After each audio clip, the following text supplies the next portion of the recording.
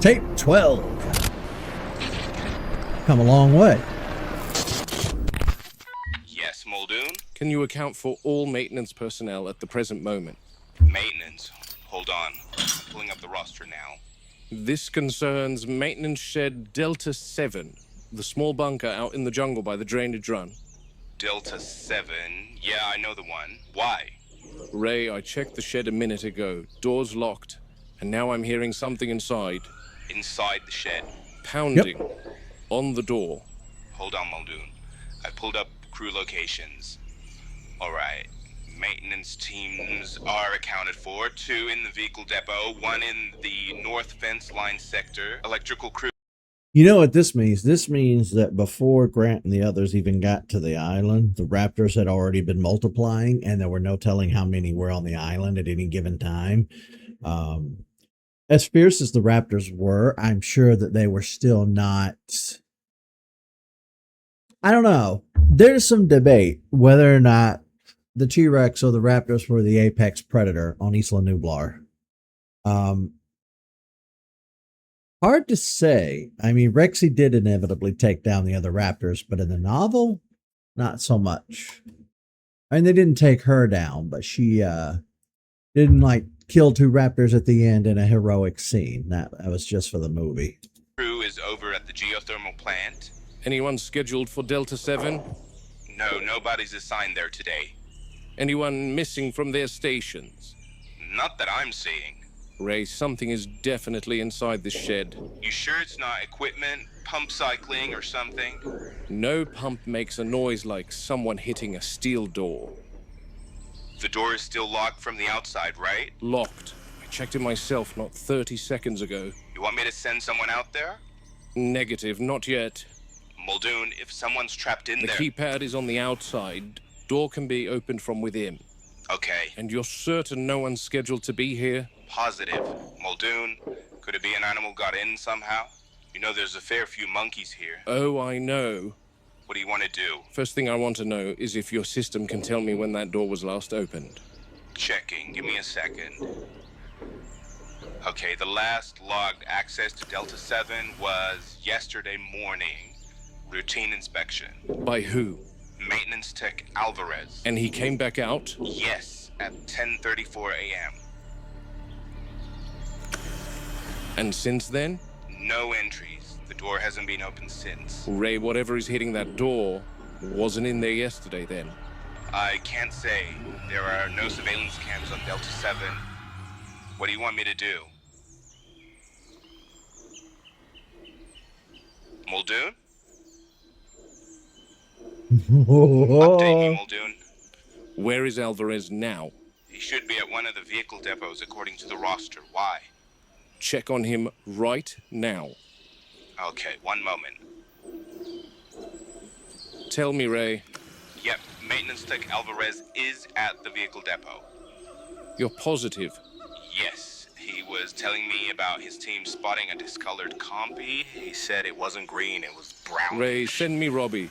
Tell him to bring a trank and a torch. I'll call you later. A torch. We call them flashlights.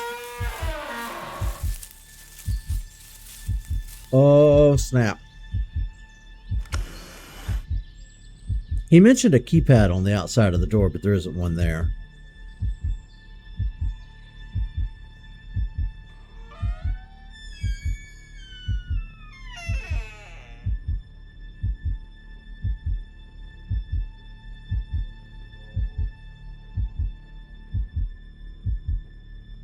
Come on, step on out.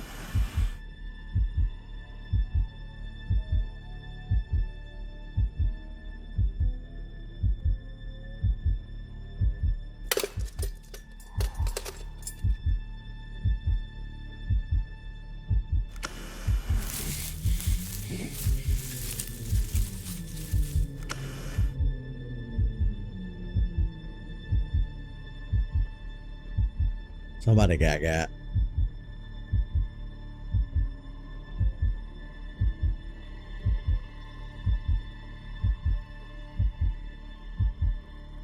Ooh, what was it gonna be?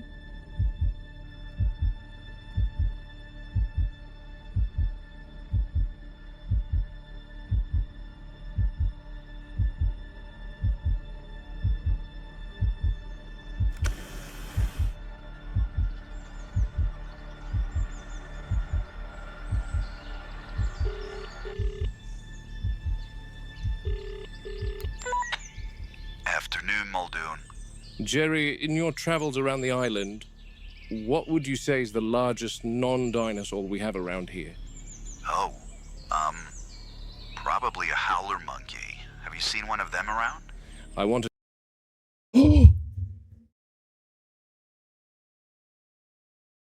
What the hell?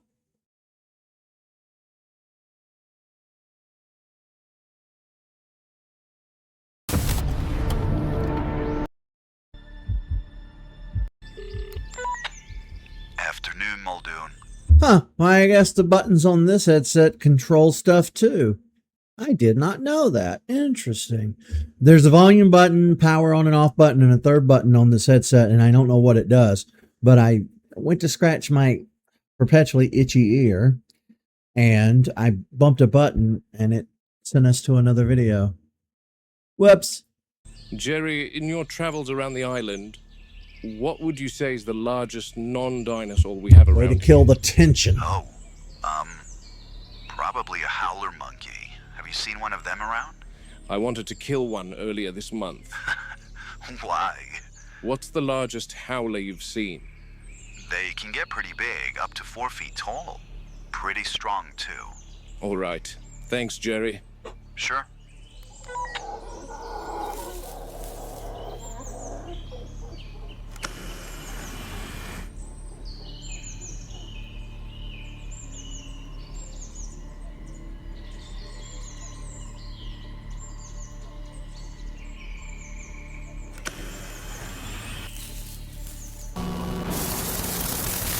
Who do you think this belongs to, Robbie?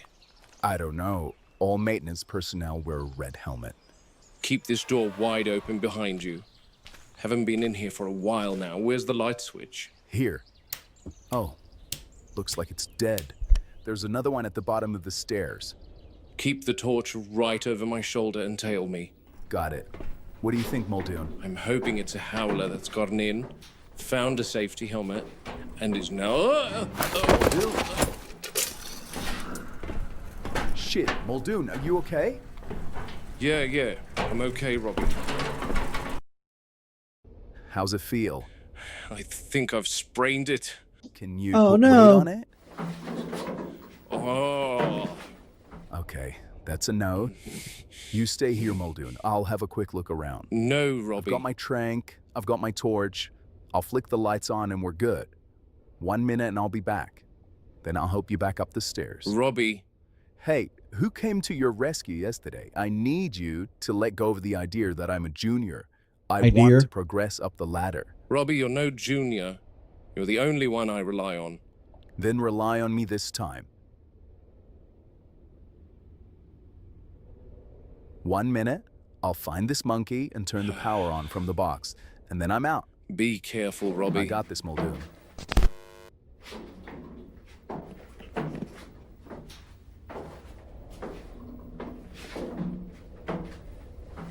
I thought there was a light switch here. What's the deal? Thort.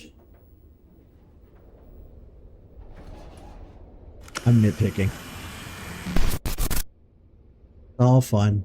All goofs and gaffs.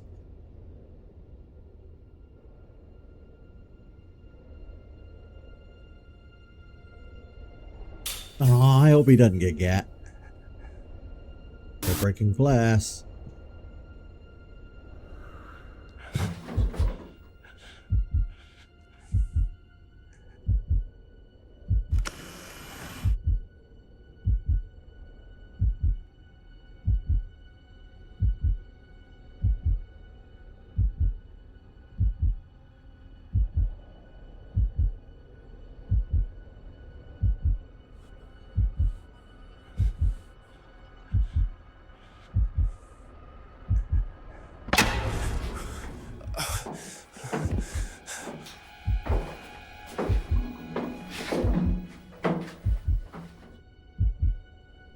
Muldoon, what are you doing?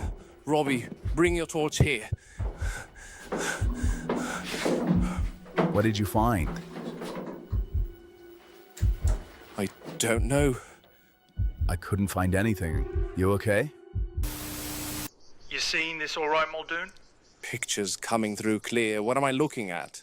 Just give me a second. I haven't been to Sight Bee in so long. I want to show you our progress here. Progress? This should be interesting. And then it takes... So, Oh, get to I've the lost you. digit Tony? just behind here.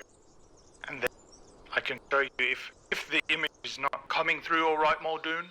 It's chopping out here and there, Tony. Yeah, communication is a disaster here. Tell me if you can't see. Okay, no, it's better now.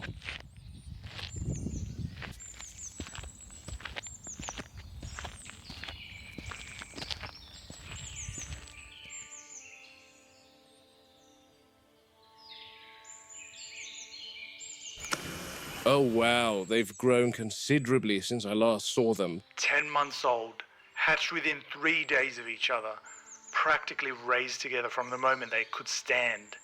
Tyrannosaurs, male on the right, female on the left. Look at the way Fucking she's dope. leaning into him there. See that? I do. They do that all the time. Nuzzling, leaning, sleeping side by side. It's not something we expected at all. Yet those two look like littermates in a kennel. Exactly my thinking. We've been watching them for months, and they're virtually inseparable. If one moves, the other follows. If one beds down, the other curls up right beside it. That could complicate things later on, Tony. It might, but right now, it's fascinating. Social bonding in tyrannosaurs wasn't something the models predicted.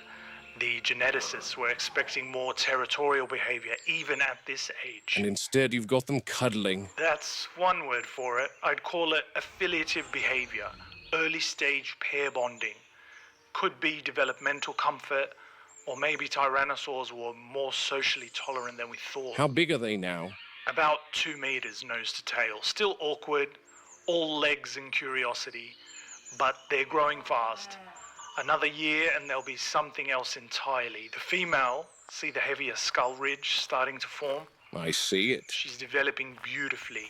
Strong bone structure, stable temperament, excellent feeding response. If she keeps progressing the way she is for another year or so, I think she'd be a prime candidate for transfer over to the park. To the park? Exactly.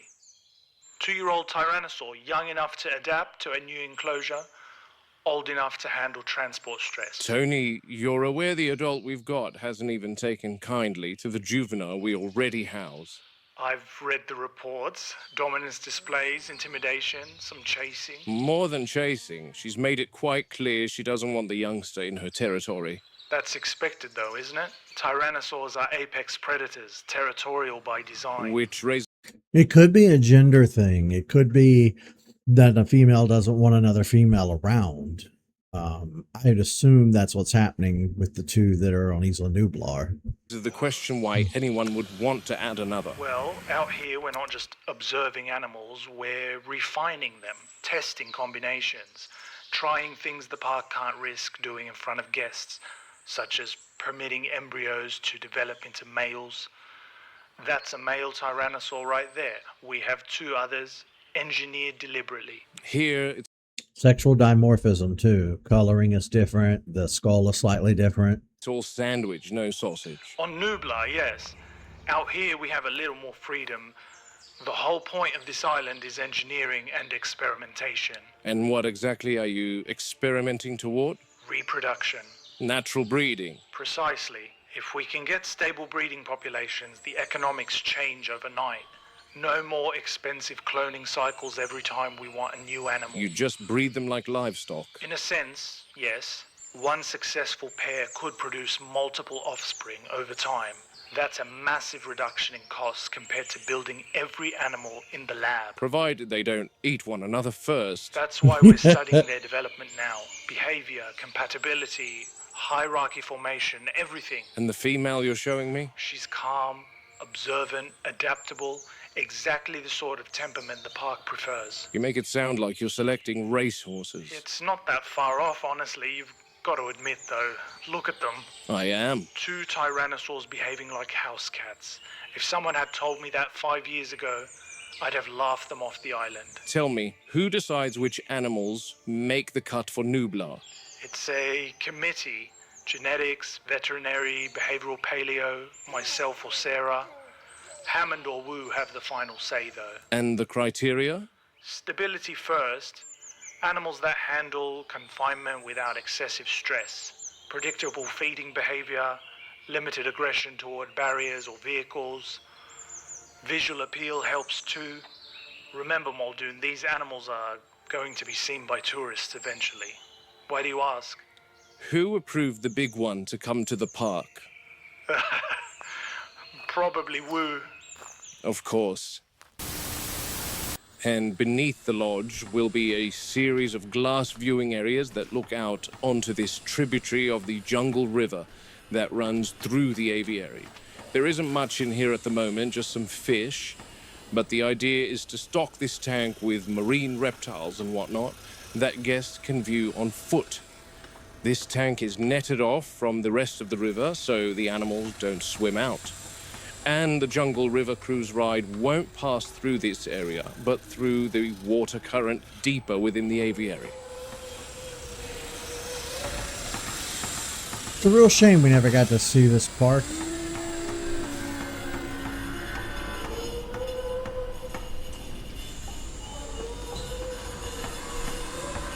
And they've definitely got their work cut out for them. Terratop's lodge is still far from completion. When finished, the lodge will serve as a second form of accommodation high within the aviary. Progress is the slowest on this attraction, though. I think it's because some of the workmen here are hesitant.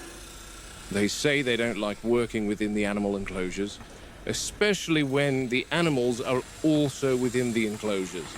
Well, But yeah. John and Henry insist on acclimatizing them even before work inside the aviary has wrapped up. John and Henry clearly have never worked with animals. You can't judge an animal the moment it steps into a new enclosure. Not a predator, not a herbivore, not anything with a pulse and instincts intact. First thing it does is assess every smell, every sound, every boundary. It's not living yet, it's calculating. Where's water? Where's shelter? Where's the threat? Until it answers those questions, you're not seeing the animal, you're seeing a reaction. Acclimatization is the difference between behavior and stress. People are quick to label an animal aggressive, or docile, or unstable, when in truth, it's just displaced. You take something out of its known environment and drop it into a new one. It will test that environment. It'll pace, it'll probe fences, it'll refuse food or gorge on it. None of that tells you what the animal is. It only tells you it doesn't trust where it is yet. You give it time, though, things start to settle. Movement becomes deliberate instead of frantic. Feeding becomes routine. It begins to map its territory, establish comfort zones, preferred paths. That's when you start learning something useful. That's when patterns emerge. And patterns are what keep people alive. Out here, that process matters more than anywhere I've worked. These animals aren't just wild. They're engineered, placed into environments that are approximations at best. If you rush the judgment, if you decide too early that something fits or doesn't, you're making that call on incomplete information. And with animals like the ones here, incomplete information gets people hurt, or worse. So you watch, you wait, you let the animal tell you what it is on its own terms. Only then do you decide whether it belongs or whether it never should have been brought here in the first place. And So common sense, gut instincts, you know, really honestly what you should be using at the end of the day. I may have talked about this before, but the automation in Jurassic Park, relying on that much automation is obviously going to fail. Anybody with half a brainstem can tell you that. That was a large factor in the novel and one of the larger talking points. Hell, even in the movie, that was kind of one of the talking points. And on that sober note, that ends my log of... Christ, I forgot these guys were in here too. Nautilus. I think there's a handful of them in this tank. Majestic creatures and really give off a prehistoric feel that boost the aesthetic of what Jurassic Park is striving to achieve?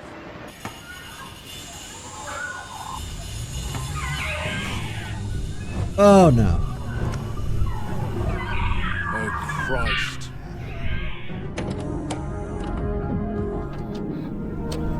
Oh, cliffhanger.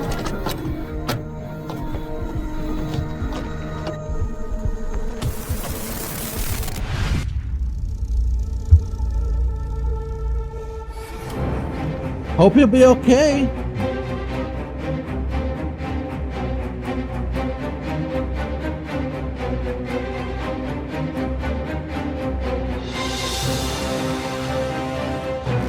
See you guys in the next one.